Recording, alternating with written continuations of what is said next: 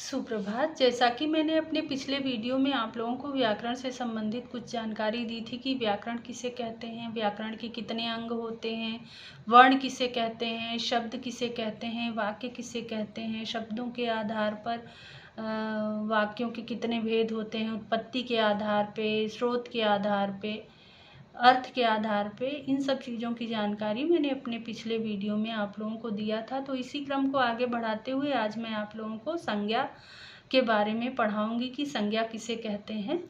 तो किसी व्यक्ति, वस्तु, स्थान अथवा भाव के नाम को संज्ञा कहते हैं। संज्ञा के 3 भेद होते हैं। पहला है व्यक्तिवाचक संज्ञा, दूसरा है जातिवाचक संज्ञा और तीसरा है भाववाचक संज्ञा।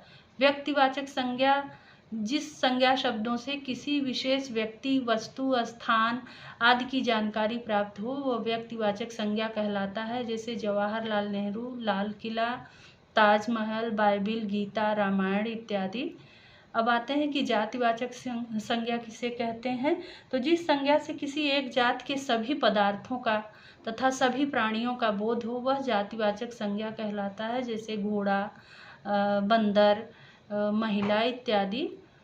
अब आते हैं भाववाचक संज्ञा किसे कहते हैं। तो जिस संज्ञा शब्दों से किसी व्यक्ति के गुण, दोष, भाव, दिशा, अवस्था इत्यादि की जानकारी प्राप्त हो वह भाववाचक संज्ञा कहलाता है। जैसे मधुरता, बचपना, मिठास इत्यादि। परंतु अंग्रेजी व्याकरण के प्रभाव से कुछ विद्वान हिंदी में संज्ञा के 2 भेद और मानते हैं, जैसे कि समुदायवाचक संज्ञा और द्रव्यवाचक संज्ञा। तो समुदायवाचक संज्ञा में जैसे जिन संज्ञा शब्दों से किसी विशेष समुदाय के बारे में जानकारी प्राप्त हो वह समुदायवाचक संज्ञा कहलाता है। जैसे सेना, सिपाही, नेता इत्यादि। और द्रव्यवाचक संज्ञा वो होता है जिसमें किसी विशेष द्रव्य की जानकारी प्राप्त हो, जैसे सोना, लोहा, पीतल, धातुओं की जानकारी आदि। यह द्रव्यवाचक संज्ञा कहलाता है। अब हम आते हैं कि संज्ञा परिवर्तन, कि संज्ञाओं का रूप परिवर्तन कैसे होता है। तो संज्ञा का रूप जो है 3 भागों में परिवर्तित होता है। पहला है लिंग, वचन और कारक। तो लिंग किसे कहते हैं। जिस संज्ञा शब्दों से किसी व्यक्ति के स्त्री अथवा पुरुष जात के होने का बोध हो वह लिंग कहलाता है। लिंग के भी 2 भेद होते हैं। पहला है स्त्रीलिंग, दूसरा है पुल्लिंग। तो स्त्रीलिंग शब्दों से हमें स्त्री जात के होने का बोध होता है और पुल्लिंग शब्दों से हमें पुरुष जात के होने का बोध होता है, वह पुल्लिंग कहलाता है। तो हमारे यहाँ ICSE बोर्ड में जो सवाल पूछे जाते हैं स्त्रीलिंग, पुल्लिंग, उसके बाद हम आते हैं वचन। वचन किसे कहते हैं। किसी संज्ञा शब्द से किसी वस्तु के एक या अनेक होने की जानकारी प्राप्त हो वह वचन कहलाता है। वचन के भी 2 भेद होते हैं। पहला है एक वचन और दूसरा है बहुवचन। एक वचन से एक वस्तु अथवा प्राणी का बोध होता है और बहुवचन से अनेक वस्तु और प्राणियों का बोध होता है, वह वचन कहलाता है। वचन भी पूछे जाते हैं कि जैसे दिया है चिड़िया, उसका बहुवचन बनाइए, हाथी, उसका बहुवचन बनाइए। तो इस तरह से जो सवाल पूछे जाते हैं, तो ये हमारे व्याकरण से संबंधित जो भी सवाल हैं इसकी जानकारी मैं आप लोगों को देना चाहती हूँ। अब आते हैं हम कि कारक किसे कहते हैं।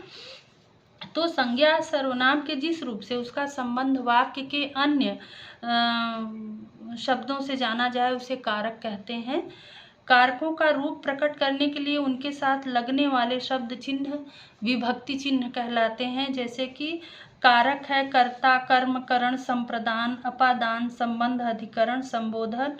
तो इनके जो विभक्ति चिन्ह होते हैं, जैसे कर्ता का होता है ने, कर्म का को, करण का से, के, द्वारा, के साथ, संप्रदान को, के लिए, अपादान से अलग होने के अर्थ में, संबंध का, की, के और अधिकरण में, पर, संबोधन, हे, अरे इत्यादि। तो ये जो चिन्ह होते हैं, जैसे हम जो कर्ता कारक होता है, कर्ता कारक वह होता है जिन शब्दों से किसी कार्य के करने या होने का बोध हो, वह कर्ता कारक कहलाता है। जैसे राम ने भिखारी को भोजन दिया, तो यह कर्ता कारक होता है, क्योंकि इसका अर्थ होता है राम ने। कर्ता जो है वो राम है और ने इसका जो है विभक्ति चिन्ह है। अब हम आते हैं कर्म कारक। शब्द के जिस रूप पर क्रिया का फल पड़ता है उसे कर्म कारक कहते हैं। जैसे कर्म कारक की विभक्ति को है, जिसका प्रयोग प्रायः प्राणीवाचक संज्ञाओं के साथ ही किया जाता है। जैसे अध्यापक ने बच्चों को पढ़ाया। अब आते हैं हम करण कारक। करण कारक, करण मीन्स जैसे कि साधन, कोई साधन का प्रयोग किया जाए। कर्ता जिसकी सहायता से कार्य संपन्न करता है वह पद करण कारक होता है। इसका विभक्ति चिन्ह से, के द्वारा इत्यादि होता है। जैसे बच्चा चम्मच से खीर खाता है, चम्मच से करण कारक है।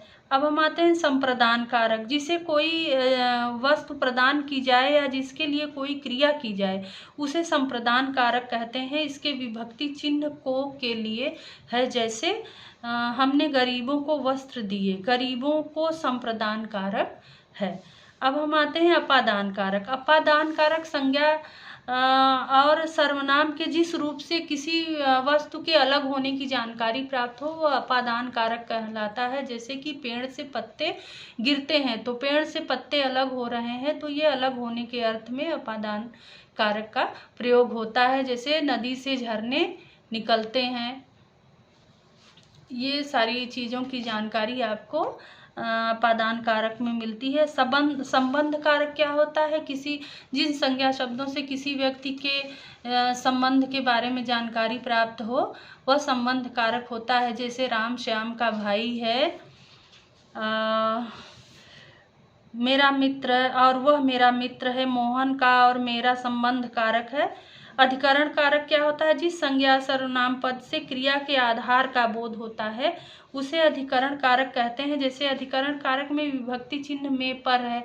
जैसे मेज पर पुस्तक रखी है, जेब में पैसे हैं। संबोधन कारक, जैसा कि नाम से ही समझ में आ रहा है कि किसी को संबोधित करना, तो इसका जो विभक्ति चिन्ह होता है वो हे, अरे इत्यादि है। जैसे कहते हैं ना कि हे लड़के इधर आओ, हे लड़के संबोधन कारक, हे राम इत्यादि ये संबोधन कारक होते हैं। तो आज की जानकारी यहीं तक, आगे की जानकारी मैं आपको नेक्स्ट वीडियो में दूंगी।